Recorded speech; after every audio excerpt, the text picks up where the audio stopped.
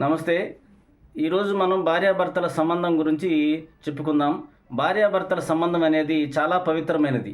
ఎందుకో తెలియదు కానీ దేవుడు ఆ సృష్టి రహస్యమో ఏంటో తెలియదు కానీ భార్యాభర్తల సంబంధం అనేది చాలా గొప్పదనమాట. మరి దేవుడు ఏర్పరిచిన సంబంధం అది. కాబట్టి ఆ సంబంధాన్ని అందుకనే మన భార్యాభర్తల సంబంధాన్ని పవిత్రమైనది అని పిలుస్తారనమాట. పవిత్రమైన బంధం అని పిలుస్తారనమాట. మనం సహజంగా చూస్తుంటాం అన్ని కుటుంబాల్లో కూడా. మరి కొంతమంది భర్తలు బయట నుంచి వచ్చినప్పుడు ఎన్నో పనులతో సతమతమై వస్తుంటారు. మరి వచ్చినప్పుడు ఇంటికి వచ్చిన భర్తకి భార్య సేద తీర్చాలి కానీ సమస్య కాకూడదనమాట. అంటే ఇంటికి రావడంతోనే ప్రేమగా ఆదరించి ఎదురెళ్ళి కొన్ని మంచినీళ్ళు తీసుకొచ్చి, గ్లాస్ మంచినీళ్ళు తీసుకొచ్చి భర్తకి ఇచ్చినట్లయితే భర్త చాలా సంతోషంగా ఫీల్ అవుతాడు. ఇంటికి రావడంతోనే సేద తీరినట్లు అవుతుంది. చాలా భార్య మీద ప్రేమ అనేది పొంగుకొస్తుంది అనమాట.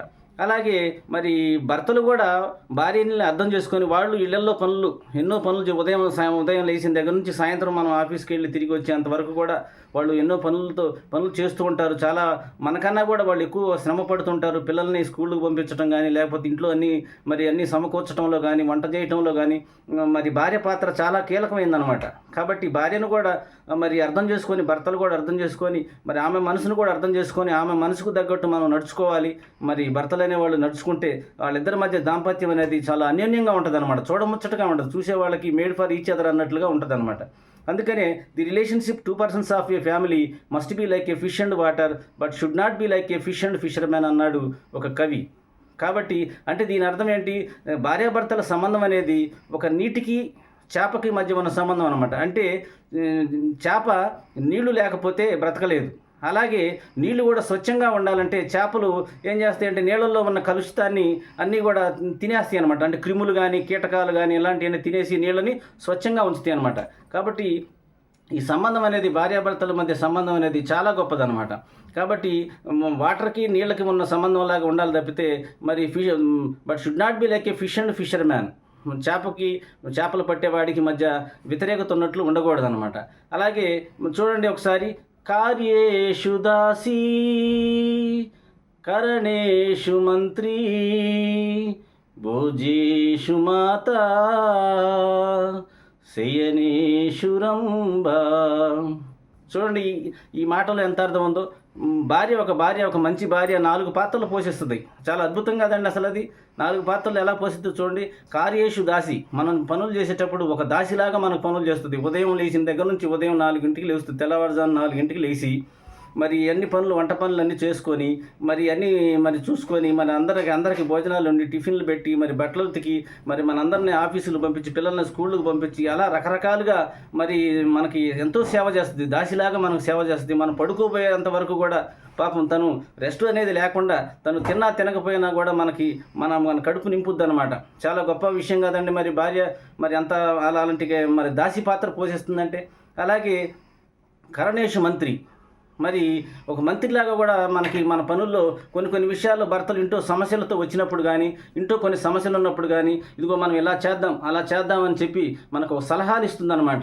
చాలా గొప్ప విషయం కదండి. ఒక రాజుకి మంత్రి ఎలా సలహా ఇస్తుందో భర్తకి భార్య కూడా అలా సలహా ఇస్తుందన్నమాట.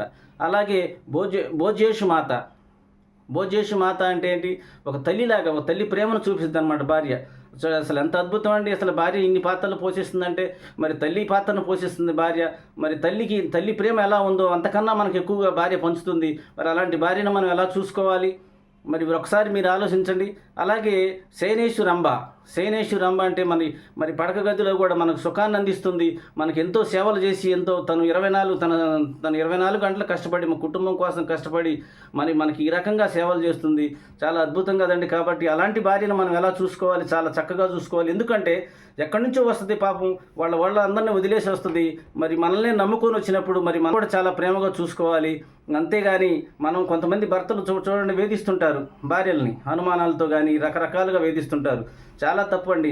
ఎందుకంటే ఎవరైనా ఆడపిల్లే కాబట్టి ఒక స్త్రీ అనేది సంతోషంగా కుటుంబంలో తిరుగుతూ ఉంటే ఆ కుటుంబం ఎంతో అభివృద్ధి చెందుతుంది. కానీ ఒక స్త్రీని మనం హింస పెడితే చాలా పాపము, ప్రమాదం కూడా అనమాట. కాబట్టి మీరందరూ గుర్తుంచుకొని భార్యాభర్తల బంధం అనేది దేవుడు ప్రసాదించింది చాలా గొప్ప విషయం కాబట్టి ప్రతి ఒక్కరూ కూడా దీన్ని అమలు చేసుకొని దీన్ని అందరూ కూడా దృష్టిలో పెట్టుకొని అన్యోన్య దాంపత్యాన్ని గడపాలి తప్పితే ఇద్దరి మధ్య సఖ్యత ఉండాలి. ఎప్పుడు చూసినా సరే సఖ్యత లేకపోతే ఆ కుటుంబాలు చిత్రమైన కుటుంబాలు మనం ఎన్నో చూస్తూ ఉంటాం.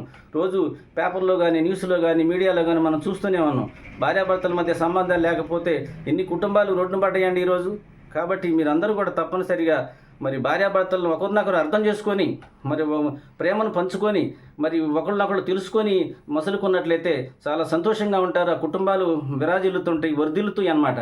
కాబట్టి ఈ విషయాన్ని అందరూ కూడా అర్థం చేసుకుంటారని, మరి భార్యాభర్తల సంబంధం చాలా గొప్పది కాబట్టి ఆ సంబంధాన్ని మనం అందరం కూడా కొనసాగించి భారతీయ సాంప్రదాయాన్ని మనం అందరం కూడా కాపాడాలని ఈ సందర్భంగా నేను తెలియజేస్తూ సెలవు తీసుకున్నాను. ధన్యవాదములు.